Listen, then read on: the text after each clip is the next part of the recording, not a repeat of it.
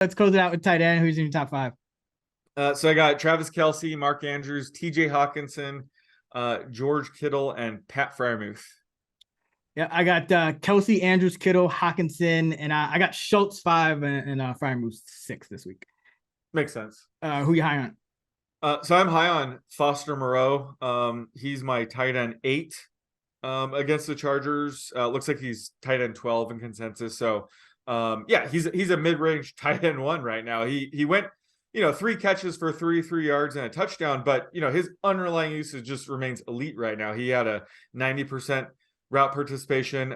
He's Derek Carr's number 2 target right now. So especially if Josh Jacobs is actually limited this week or actually misses the game, that's just going to mean more targets for Moreau. So he really hasn't had a ceiling game yet, but I think we could see, a massive game from Moreau, like a game we would expect from like a Darren Waller. He is seeing that kind of underlying usage. So against the Chargers this week, it could turn in more of a pass-heavy shootout. So I like Moreau's floor and ceiling here. Again, he's like a mid-range tight end 1 for me right now. You said you have him tight end 8? Tight end 8, yeah. Are you I higher? have him tight end 8 as well. No, nice.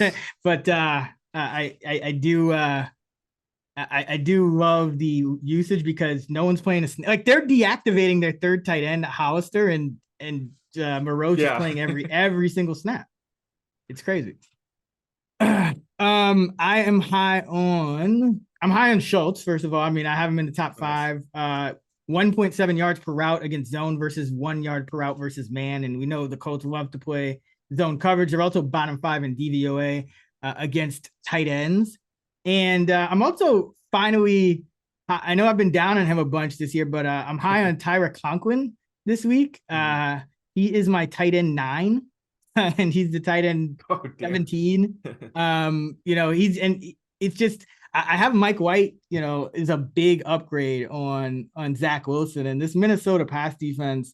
We saw Mac Jones have a good game against them. Dak Prescott. Like I don't really think this Minnesota defense is gonna provide too much resistance here. So it's every week it's kind of ugly with these tight ends. So Conklin, who's been running a route in mid 70s each week, have him as a top 10 tight end this week. Nice. Yeah, I think it was last week you were low on him, and I said, how high will he move up your projections? Yeah, there we go. If they replace Zach Wilson with either Joe Flacco or Mike White. And you said it'd be more beneficial for Mike White. So there you go. Conklin's my tight end 10. It's amazing how much better these Jets players are when they have a guy that can throw the ball to them.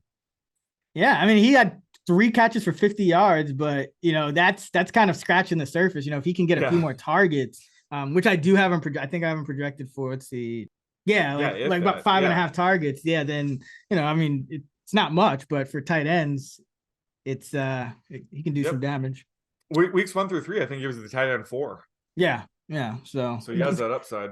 He'll sneak up on people, but got to lower guys like Dulcich who. Oh God, too soon. Right. All right. Who are you low on? Well, we're both on this guy, so let's just pile on. Tyler Higbee, he's my tight end 23 to open the week. And where do I begin? So last week he had a 33% route participation. In case you're not sure, that is terrible. And didn't see a target either. And he was questionable with that knee injury. Again, it looks like he's not very good at playing through injury. This is like the second or third time this year he played through a questionable tag and didn't even see a target. So that's something we have to factor in going forward. But especially, even though Cooper Kupp is out, Allen Robinson is out, it almost doesn't matter if Bryce Perkins is under center again because they're just not going to throw the ball. So his rank might go up if John Wolford returns, but he's not going to be a tight end 1 the rest of the way. No matter what. So if you're hanging on to him, just cut bait now. It's not going to happen. But yeah, he is falling fast. So he's all the way down to tight end 23 for me to begin the week. Yeah, he's tight end 21 for me. Tight end 11 in consensus, which I really don't get. But recycling last week's rankings. Yeah, just can't trust him. And listen, his routes could pop back up. Maybe he's off the injury report this week. But the fact that he wasn't targeted and the fact that he's blocking more, which he is blocking more. He is blocking more this, I think I mentioned that a few weeks ago, but with this Rams offensive line just in shambles, he's had to block more. And now that Kyron is here, if you're going to block either the tight end or the running back, now with Kyron here, it's a lot more likely to be the tight end because, with Akers, we always talk about he never went out in the route. So, yeah.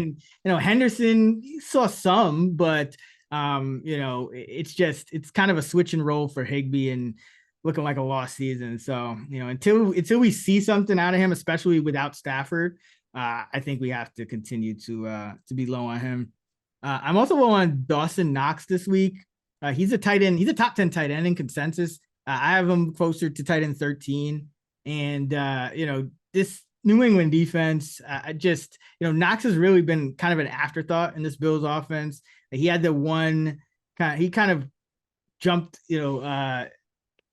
what's the word I'm looking for? He popped up against Minnesota when they were coming from behind late in the game, and he kept catching some balls. But again, I just don't see the consistency, even though the routes are up for Knox. And this Buffalo going against New England, it's going to be one of the lowest team totals Buffalo is going to have all year. So when Knox doesn't have high touchdown probability, he's really kind of useless, and he's only scored twice this year.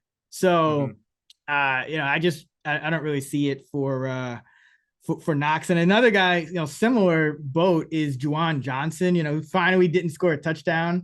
He actually had one hit him in the face mask, so he could have scored a touchdown, but his route participation is trending downward, and he's still being ranked in the top 15 consensus, but his route participation went 83, 65, 69, 51 over the last 4 weeks. And, so now he's not really, being a guy that we could trust in that, 70, 80% snap rate anymore, because Troutman's healthier. Taysom Hill's getting a lot more routes at the tight end position. So if he doesn't catch a touchdown, it's probably going to be like 2 catches for 25 yards or something like that. So I have him tight end 22.